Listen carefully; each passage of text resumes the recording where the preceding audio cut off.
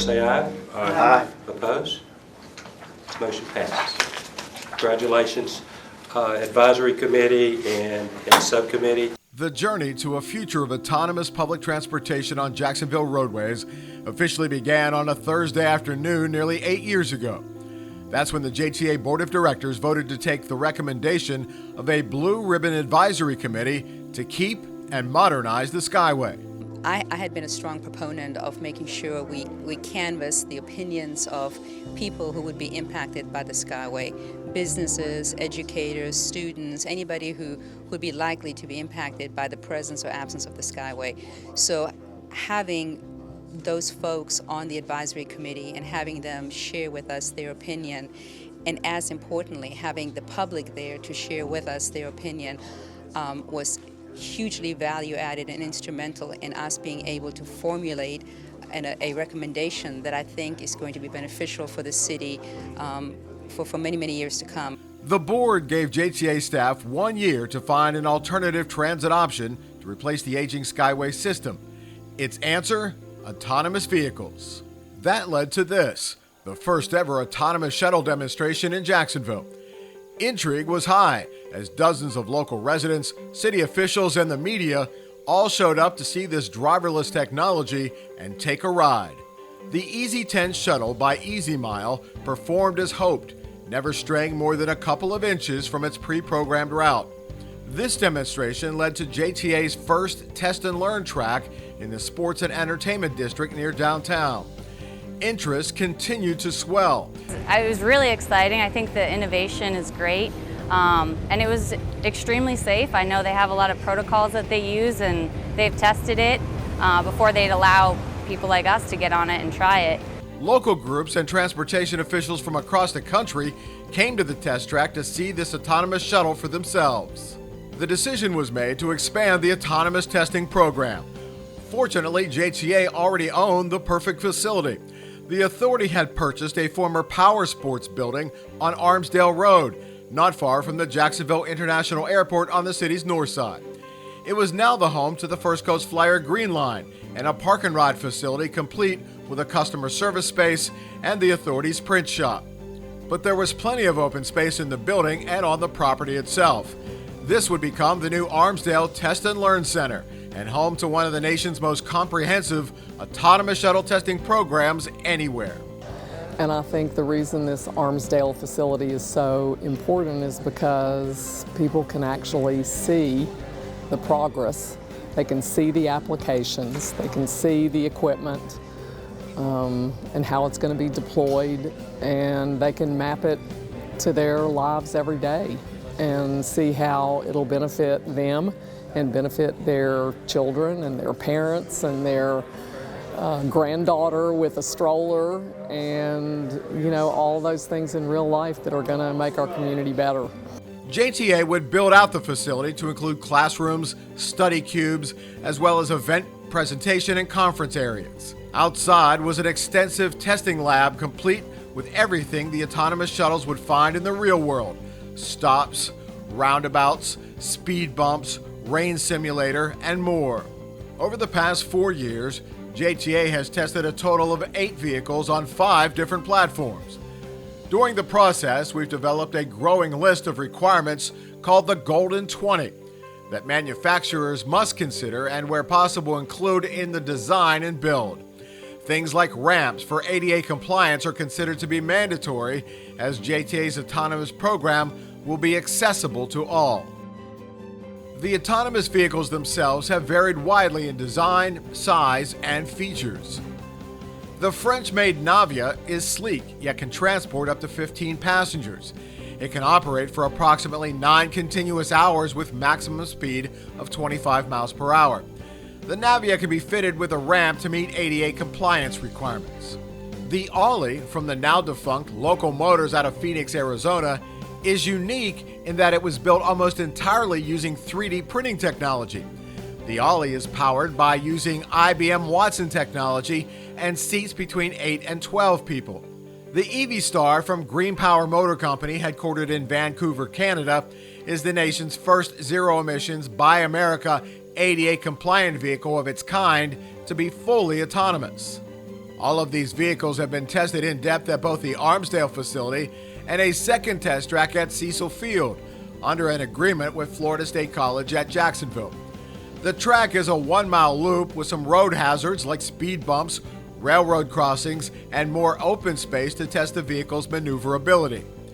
This industry-leading testing program has led to national and international recognition. First, during the pandemic, when JTA used the Navia autonomous shuttles to transport 13,000 COVID-19 test samples to Mayo Clinic's laboratory. JTA approached Mayo and said, would there be any interest in using 4 of these autonomous vehicles that they had in an effort to transport supplies on our campus? And so that resonated, and within a week from that first phone call, the autonomous vehicles were deployed on our campus and transporting samples, COVID samples from our drive-through testing facility. And again, when the world's 4th largest tire manufacturer, Goodyear, asked JTA to test its new airless tires on the Ollie at the Armsdale Center. All this testing and pilot projects were complemented by an extensive educational program. The automation team showcased the program and various vehicles at industry forums, local festivals, and other events across the city. Another important part is the futurization of autonomous technology, building a workforce for the coming decades. JTA is accomplishing that on multiple levels. First, with a collegiate level curriculum in partnership with Florida State College at Jacksonville. The authority also interacts with middle and high school STEM students at its AV road shows, showing the technology and allowing the students to experience how it works with wide open eyes and their young brains fully engaged. Like anything new, autonomous technology has its detractors, most from those not involved in the transportation industry or who have worked with AVs in any way. But the public transit industry professionals who have been studying and testing it for several years, like those at the JTA and elsewhere in Florida, and the nearly 40 agencies across the United States, know that this technology works and is the future of transportation. In Florida, we have great transportation agencies, not only the Department of Transportation, but JTA and our other expressway authorities, who are really leaders in this conversation and are taking it to the next level and are kind of pioneering this new ground. Florida is, to our understanding, one of the leading states in the United States in investing, exploring, testing autonomous vehicles and future solutions. There's no question that autonomy itself is an important inflection point in technology.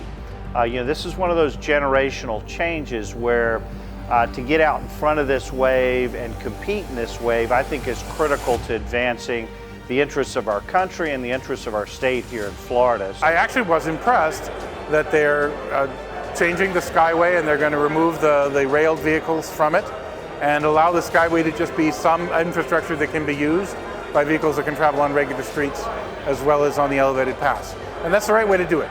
You want to make very simple infrastructure and put the smarts in the vehicles. We are very interested in what the city is going to do to implement this technology. We're glad to see that they're trying out different vendors for the type of technology that they envision for moving people through the area. And as we all understand now, we can't put more vehicles on the road as the city grows in population and as the infrastructure builds up. You have to look at different and innovative ways of moving people, and this is a great solution to one of those problems. The hundreds and hundreds of hours of study and testing finally led to Phase 1 of the U2C, the Bay Street Innovation Corridor. A $12.5 million check from the U.S. Department of Transportation, delivered in person by then-DOT Secretary Elaine Chao, would be the initial seed money to jumpstart the project. So I think you've got to give yourself a great big round of applause and be really, really proud of what you have accomplished. A powerful consortium of companies was selected to plan, design, and build the smart corridor that will feature 12 to 15 autonomous shuttles running a loop between the sports and entertainment complex and the downtown business district. Big civil infrastructure project where we have 3 miles of roadway, sidewalks, over 20 intersections, and we brought together a design team, WGI, and on the civil infrastructure, Superior, that have a great working history with JTA in delivering this project. But it's also much more than that. It's a smart corridor. and we need a systems integrator in technology. And Miller Electric is our partner for that, as our system integrator, along with design with WGI and Stantec.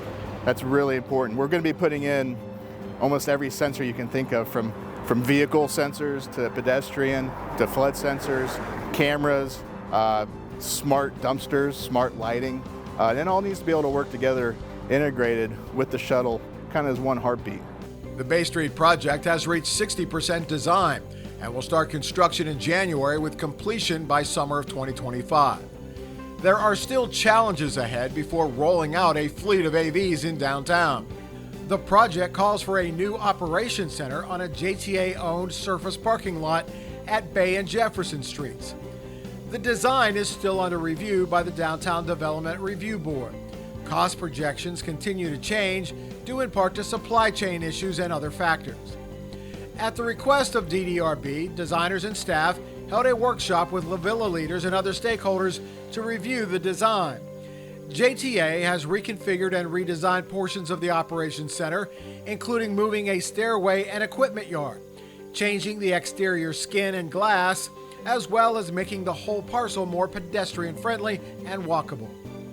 The changes to the operations center are pending approval from DDRB.